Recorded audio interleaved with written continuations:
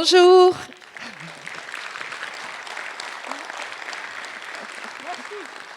Merci, bienvenue. On est très très très heureux, c'est peu de le dire, de vous accueillir aujourd'hui. On sait que si vous êtes tous réunis ici, c'est surtout grâce à vous, invités, partenaires, grâce à votre engagement à nos côtés. On sait que vous avez fait beaucoup d'efforts, certains pour être présents ici. Et on voulait vous remercier vraiment de votre fidélité à nos côtés et ça nous touche beaucoup, toute l'équipe. La réalisation de cet événement, c'est l'aboutissement du travail de toute une équipe qui est très fière de vous accueillir. Je pense que vous allez tous les voir sur le forum. Et je voulais vous présenter en particulier Maria Iacono, la directrice des Assises, qui a mené l'organisation de cet événement avec beaucoup de volonté, c'est peu de le dire, et beaucoup de courage. Et je voulais lui dire bravo. Bravo Maria. Merci Sophie.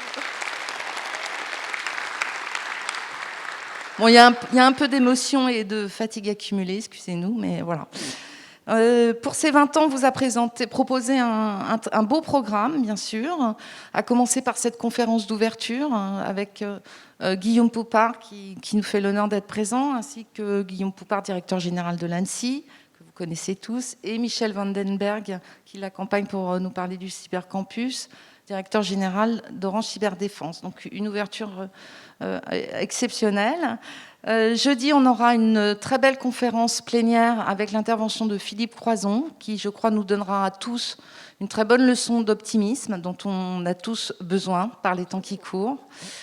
Vendredi, on aura la visite d'une délégation parlementaire qui nous montre à tous combien cette thématique cyber est au cœur des préoccupations citoyennes et gouvernementales, dont nous sommes aussi très fiers d'avoir pu maintenir cette visite parlementaire. Et bien sûr, durant ces 3 jours, les partenaires présents, vos rendez-vous, enfin le modèle des assises, comme vous avez l'habitude de le concevoir et de le pratiquer. Je voulais enfin, surtout aussi, remercier le gouvernement monégasque pour son soutien indéfectible durant toute l'organisation de cet événement. Et j'ai d'ailleurs l'honneur, pour ouvrir cette 20e édition très exceptionnelle des Assises, et l'immense plaisir d'accueillir M. Cellario, conseiller du gouvernement et ministre de l'Intérieur de la Principauté. Merci et bon événement, très bon événement.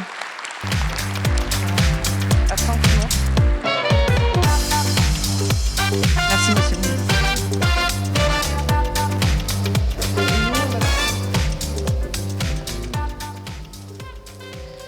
Mesdames, Messieurs, je voudrais en tout premier lieu vous souhaiter au nom de Son Altesse Sérénissime le Prince souverain et de son gouvernement la bienvenue en Principauté de Monaco. Je dois excuser Son Excellence M. Pierre d'Artour, ministre d'État, qui, du fait d'un agenda un peu compliqué ces temps-ci, ne peut pas ouvrir personnellement cette séance comme il l'avait initialement prévu. Cette année, la Principauté est particulièrement heureuse d'accueillir les Assises de la sécurité numérique.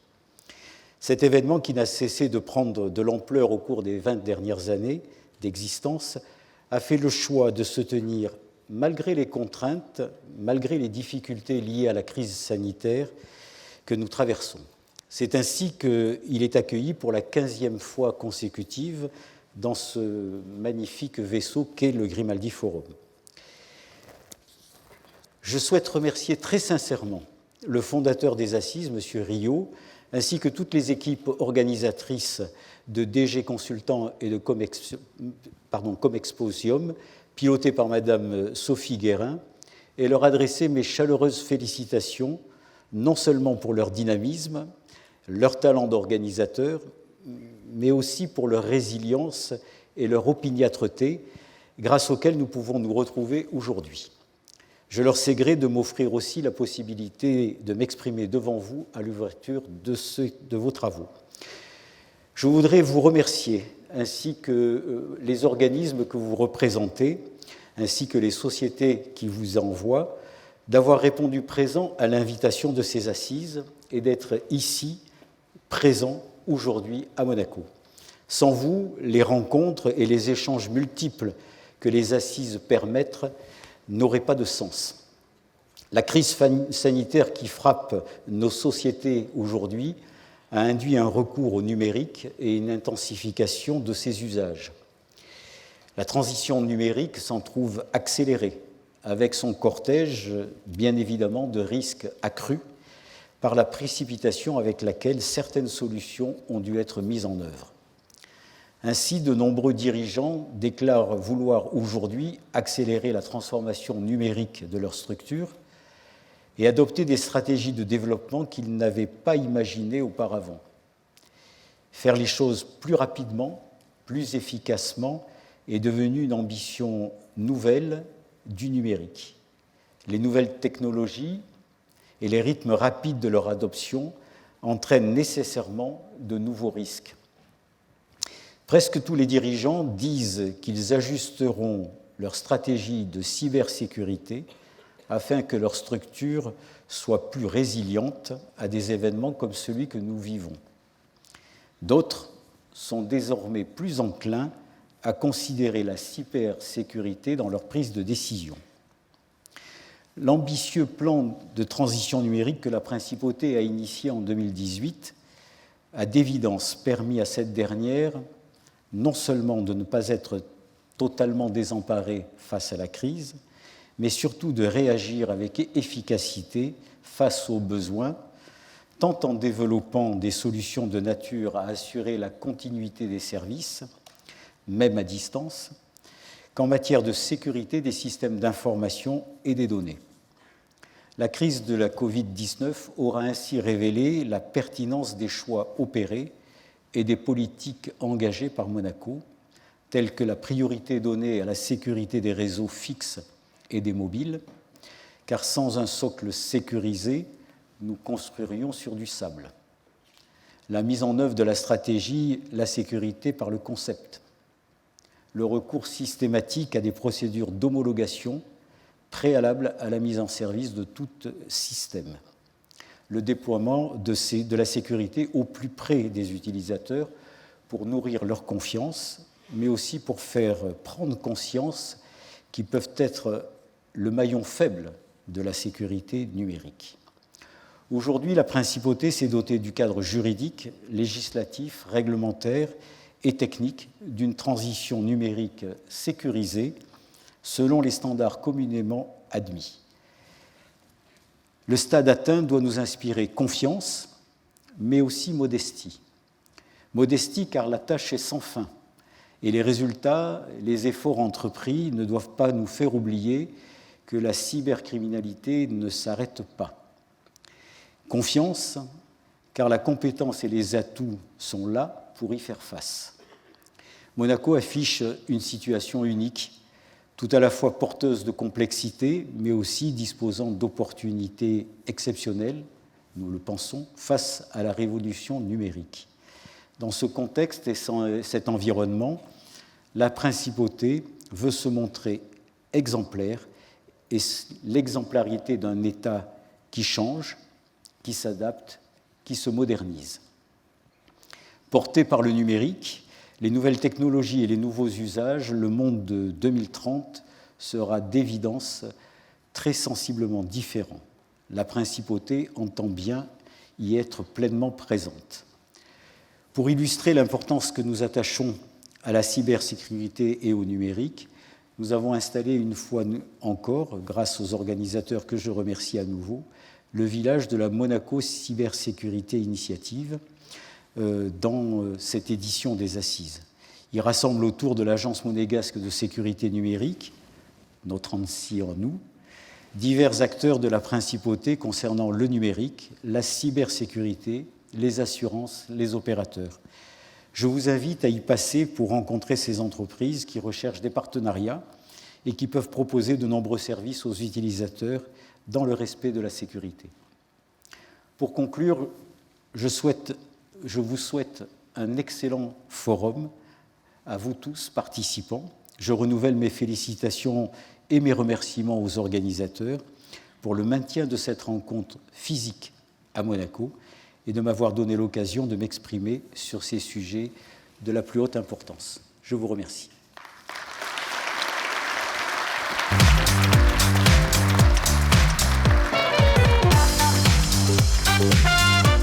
Merci beaucoup, M. merci pour cette allocution qui nous fait chaud au cœur. Maintenant, nous avons le plaisir de recevoir Guillaume Poupart, le directeur général de l'ANSSI, pour cette conférence d'ouverture. Guillaume, c'est à toi.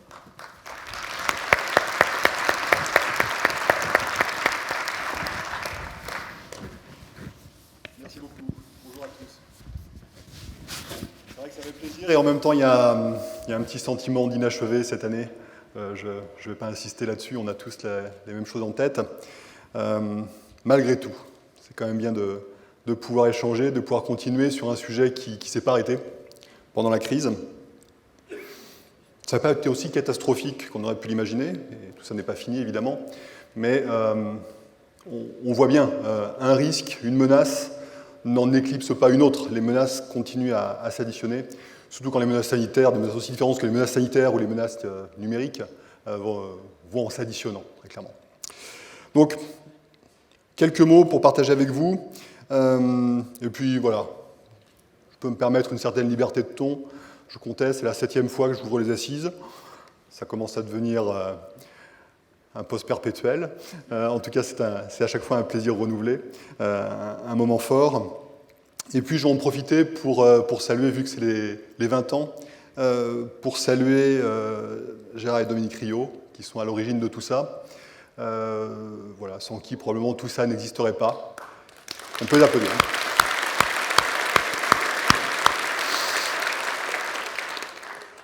Notamment Gérard qui a réussi à me convaincre, lors d'un de ses repas dont il a le talent, le secret, que voilà, marchand de merguez, c'était le plus beau métier du monde.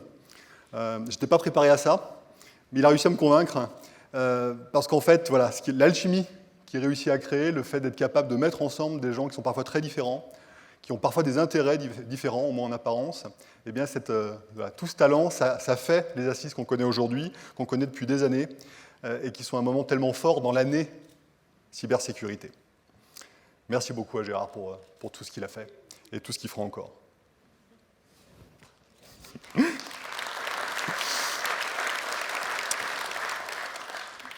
Dans les points que je voulais partager avec vous, je ne reviens pas sur la menace, je ne reviens pas sur les risques. De toute manière, si vous êtes là, c'est que vous les connaissez, normalement. Sinon, vous êtes trompé de Grimaldi Forum. Ce n'est pas la bonne conférence. Je veux plutôt revenir sur des points très positifs qui permettent de faire cet équilibre face à cette menace grandissante. Ce qui m'inquiète, c'est que ça fait 7 fois d'affilée que je dis que la menace est grandissante, mais malheureusement, ça a l'air d'être vrai. C'est à se demander d'ailleurs à quoi on sert. Mais peut-être que probablement, si on n'était pas là, tous, collectivement, la situation serait encore bien pire et encore plus sombre. Mais il y a énormément de choses qui sont hyper positives, qui ont été faites depuis des années, cette année encore. Et c'est sur ces différents points que je voudrais revenir, partager avec vous. La première chose, c'est le sentiment que l'on arrive enfin au terme d'une phase d'évangélisation. Donc on est nombreux ici à avoir traîné notre bâton de pèlerin à droite, à gauche, dans des conditions compliquées, face à des gens qui ne voulaient pas forcément nous comprendre, qui n'avaient pas envie d'entendre les mauvaises nouvelles dont on était porteur, et donc du coup qui n'entendaient pas également les messages d'espoir. Avec Dominique, que j'ai toujours plaisir à revoir une fois par an, malheureusement, mais voilà, on a porté 2 fois. On a été nombreux à l'expliquer. Aujourd'hui, j'ai l'impression que cette phase, elle arrive à terme. Non pas qu'il ne faille pas continuer à expliquer les choses, parce que notre matière, elle est complexe, mais parmi les décideurs, parmi la population, parmi nos concitoyens, tout autour de nous, dans des domaines qui ne sont pas notre petit cercle de sécurité, les gens ont compris qu'il y avait un sujet. Alors il faut être très modeste, hein. Je pense que les attaquants ont fait plus encore pour porter la compréhension, la connaissance au moins, plus que la compréhension de cette menace, mais on arrive à un tournant.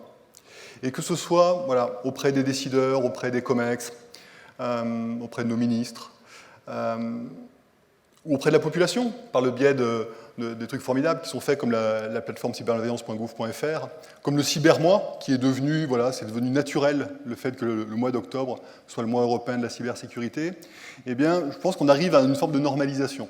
Ce qui nous permet déjà aujourd'hui de nous concentrer sur les solutions.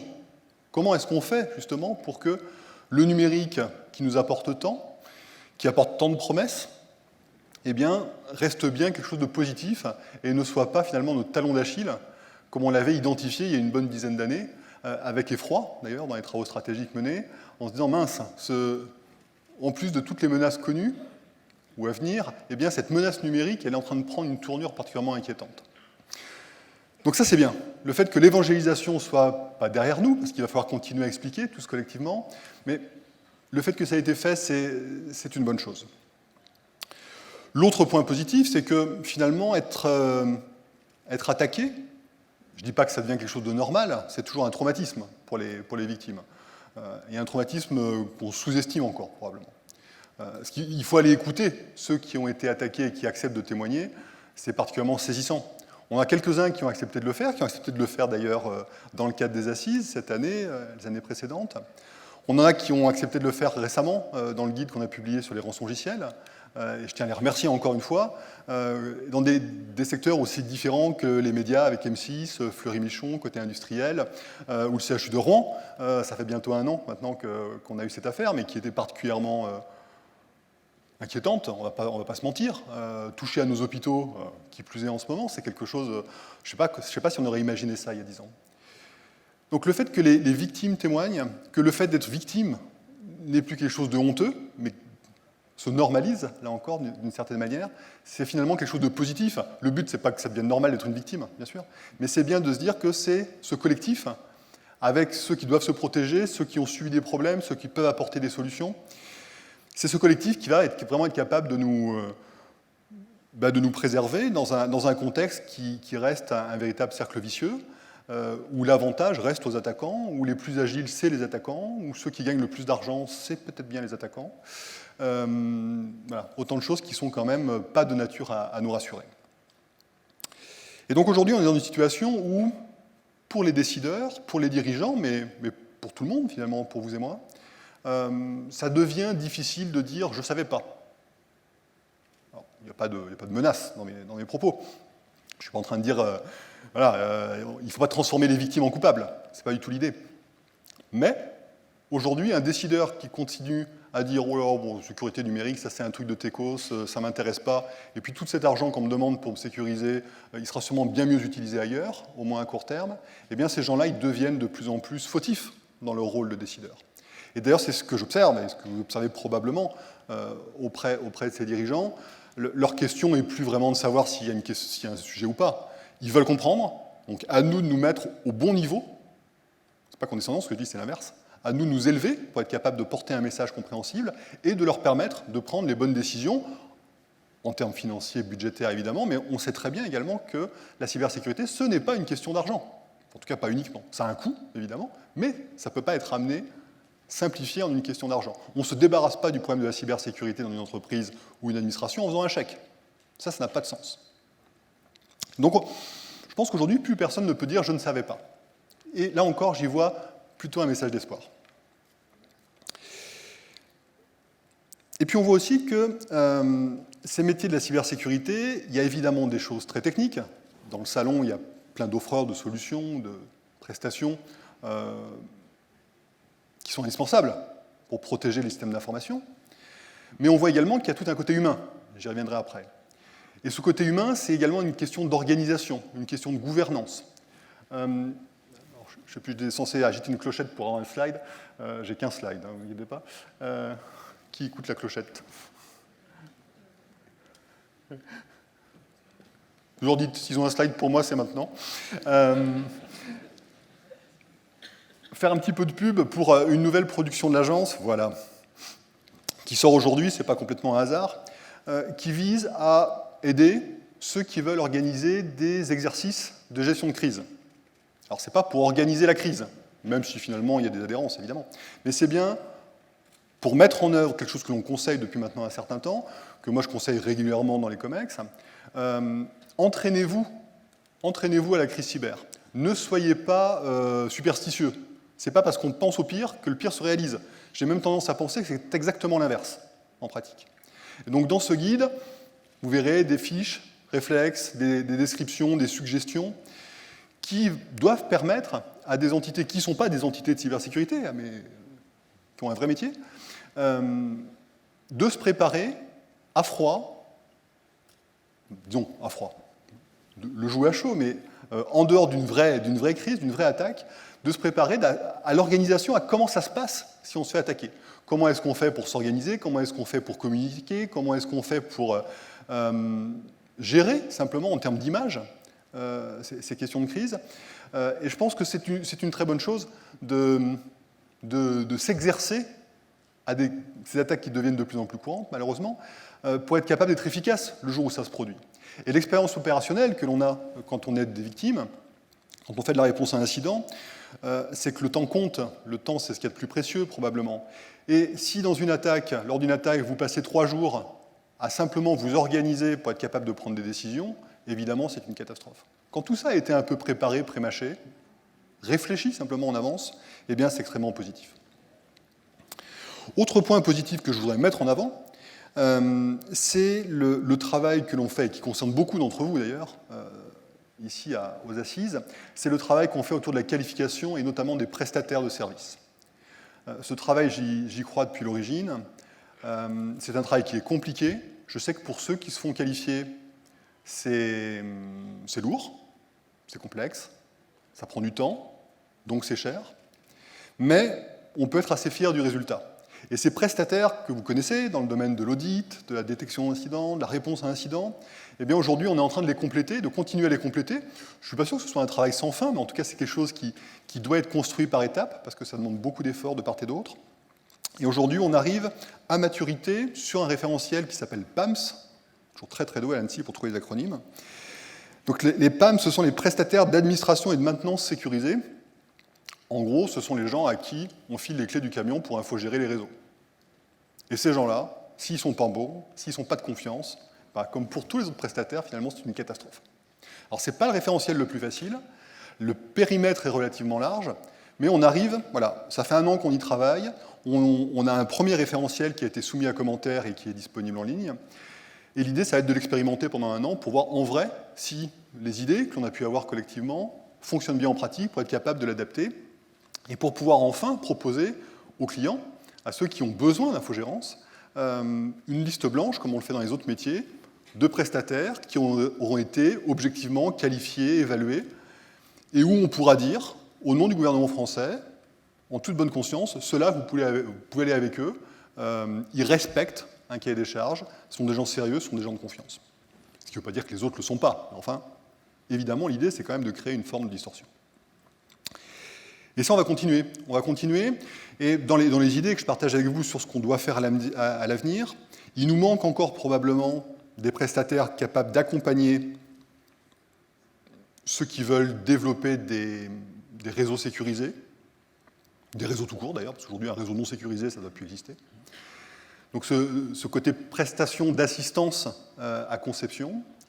Et puis le gros manque, ce qui ne veut pas dire qu'il n'y a personne qui sait le faire, mais le gros manque que l'on observe au niveau opérationnel aujourd'hui, le manque en termes de quantité, pas de qualité, mais bien de quantité, ce sont des prestataires capables de venir aider à reconstruire un réseau après une attaque. Ce n'est pas exactement de la réponse à un incident, c'est dans un temps un peu plus long, mais voilà, quand il y a eu un rançongiciel qui a bien fonctionné, aller être capable de reprendre le contrôle des Active Directory, de reconnecter tout ça, tiers 0, tiers 1, tiers 2, je ne sais pas ce que c'est en fait, mais comme j'en entends parler tous les jours, ça finit par imprimer.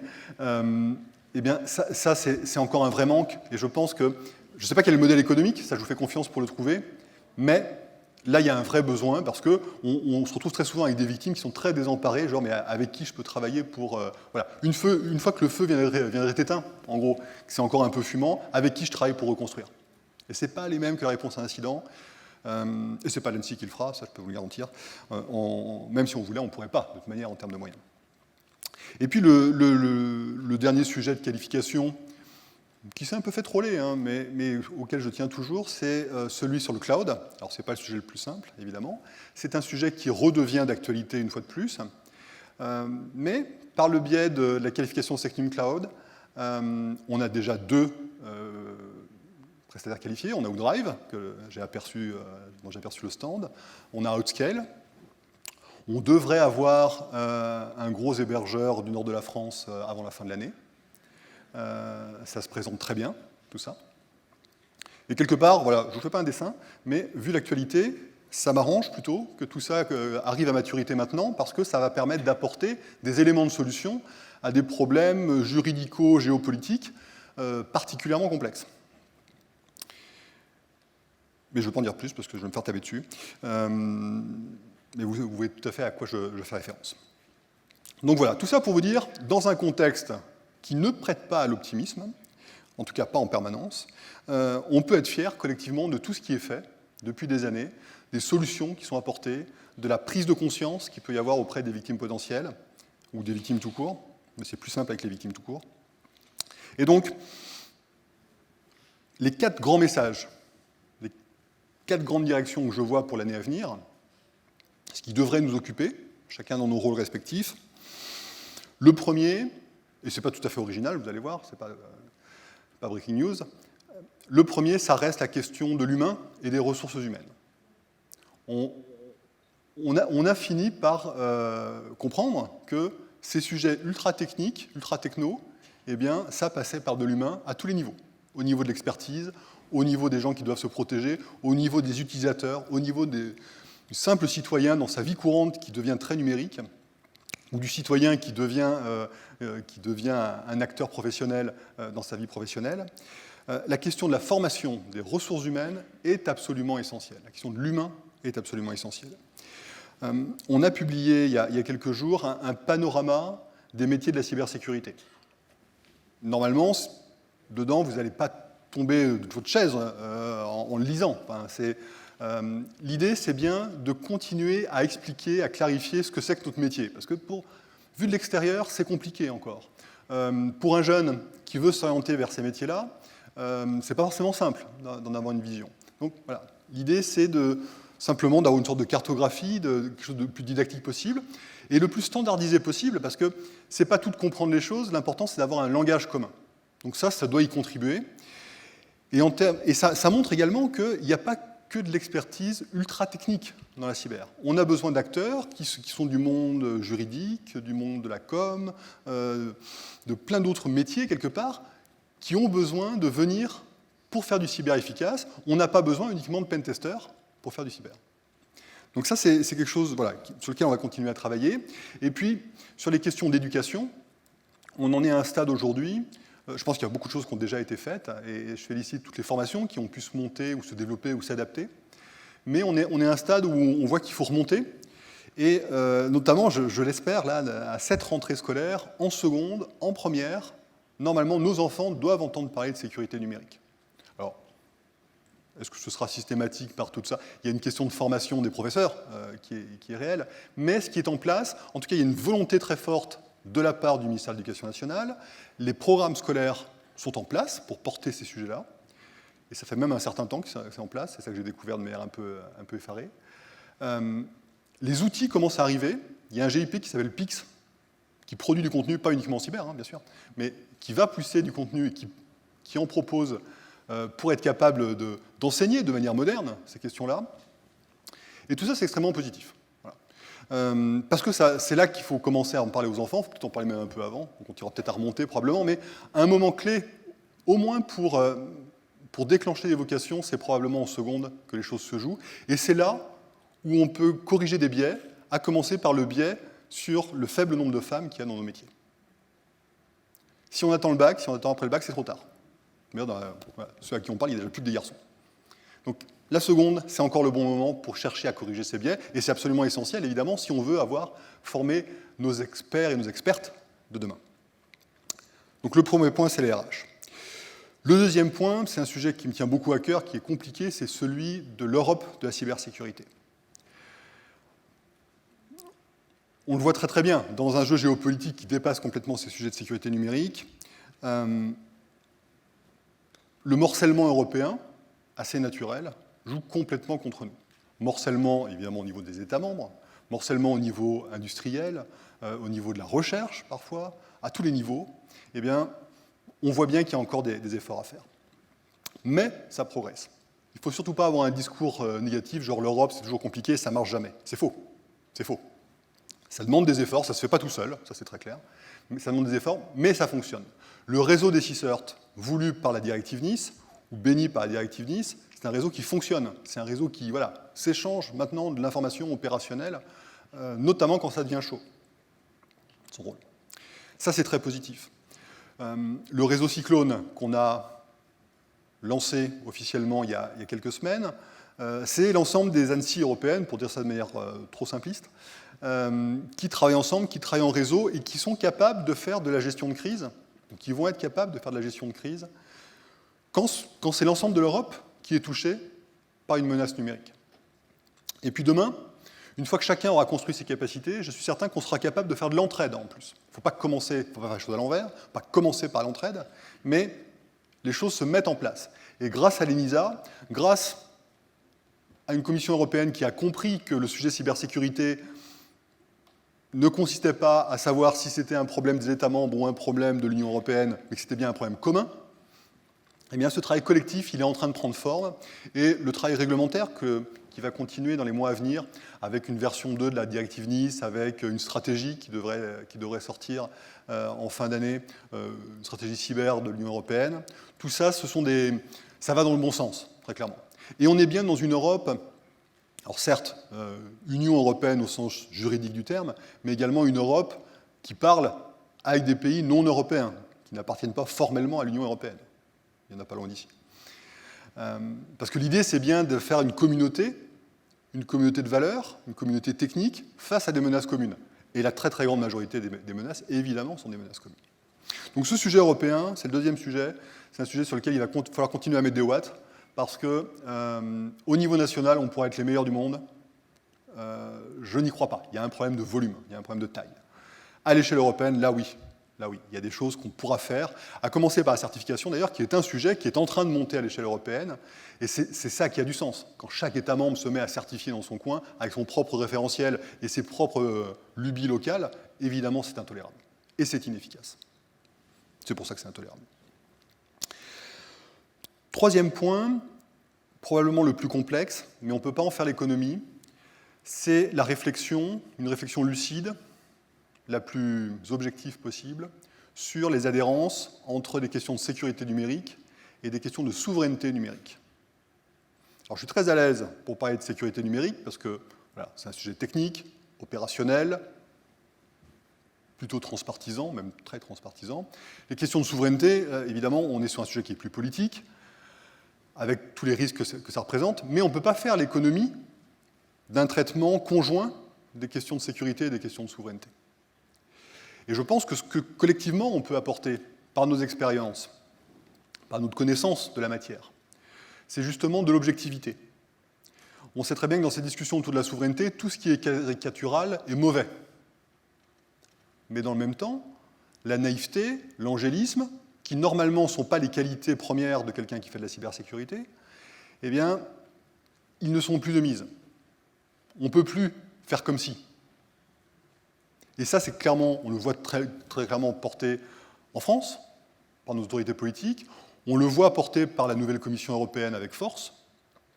Et je pense qu'on a un rôle à jouer pour justement faire en sorte que notre souveraineté, notre sécurité, soit assurée de manière optimale. Et optimale, ça veut dire assurée avec nos propres valeurs. Et donc la souveraineté, si je me risque à une définition, qui n'en est pas une, c'est plutôt de dire on doit rester maître de notre destin. Ça ne veut pas dire, surtout pas dire, qu'on ne doit pas travailler avec des non-européens. Ce serait absurde. Mais il y a des choses que l'on doit être capable de maîtriser en Europe. Et l'autre point important, c'est que le droit applicable à nos systèmes d'information et à ce que ça contient, c'est-à-dire des données, essentiellement, eh bien le droit applicable devrait être le droit européen. Donc après, on passe sur un champ politique et je ne vais pas m'y risquer. Mais notre rôle, il est justement d'apporter des solutions et d'expliquer en quoi ce n'est pas totalement illusoire de faire ça proprement. Et de faire ça dans une logique d'ouverture, la souveraineté ne devant pas devenir un synonyme de fermeture, de protectionnisme, d'obscurantisme, ce qui serait évidemment un échec total. Donc ça, c'est un sujet évidemment qui est très actuel et qui va nous occuper pendant les mois à venir, à n'en pas douter. Et je suis plutôt confiant sur le fait qu'à l'issue, on en sortira plus fort collectivement. Enfin, le dernier point, et ça fera un petit peu le lien avec la suite et l'intervention de Michel, notre force, et c'est ce qui est incarné ici aujourd'hui. Notre force, c'est d'être capable de travailler ensemble. Donc ça, je pense que c'est la 7e fois que je vous le dis ici. Mais parce que j'en suis convaincu, et parce que ça, non seulement j'en suis convaincu, mais surtout, on en a la preuve au quotidien, maintenant. Et quand on voit la dissymétrie qu'il y a entre ce que peuvent faire les attaquants, un attaquant, ça, voilà, dans un rançongiciel bien fait, un attaquant, il va passer quelques heures pour taper une victime. Et quand on voit les dégâts que ça fait ensuite chez la victime, la dissymétrie, elle est juste inédite.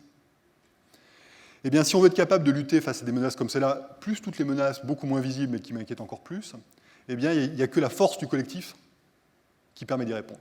Et ce collectif, il s'incarne par des gens qui travaillent pour des start-up, pour des grands groupes, au sein des opérateurs, des entités qui doivent se sécuriser, par des administrations, par des chercheurs, par des enseignants, des gens très différents finalement, mais qui sont réunis par cette communauté autour du sujet cyber. Et ça existe en France. Ça n'existe pas partout. Je ne l'ai pas vu dans tous les pays. Il y a d'autres pays où ça existe, il ne faut pas exagérer. Mais il y a des pays où ça ne marche pas du tout. Ne serait-ce qu'au niveau étatique, où on voit les différentes administrations se tirer la bourre, s'opposer et se neutraliser. Même des pays voisins où ça se passe comme ça, des grands pays voisins. Et c'est dommage parce qu'ils y laissent énormément d'énergie. Et les seuls gagnants de ce genre de blague, ce sont les attaquants. Donc l'idée, c'est vraiment de continuer à développer ce travail en commun. Et ça va se matérialiser dans une nouvelle étape par le campus cyber, que va vous présenter Michel, donc c'est pour ça que je ne veux pas spoiler. Mais c'est un sujet auquel je crois énormément. C'est quelque chose qui va être à la fois emblématique et opérationnel. C'est pas juste pour faire beau, mais ça fera beau, il faut que ça fasse beau, il faut que ça impressionne. Et il faut que ce soit un endroit où on puisse travailler ensemble et faire des choses que l'on ne sait pas faire aujourd'hui, simplement parce qu'on n'a pas d'endroit où le faire ou de méthode pour le faire. Mais voilà, je ne veux pas spoiler. Je vous remercie et je vous souhaite d'excellentes assises. Merci à tous.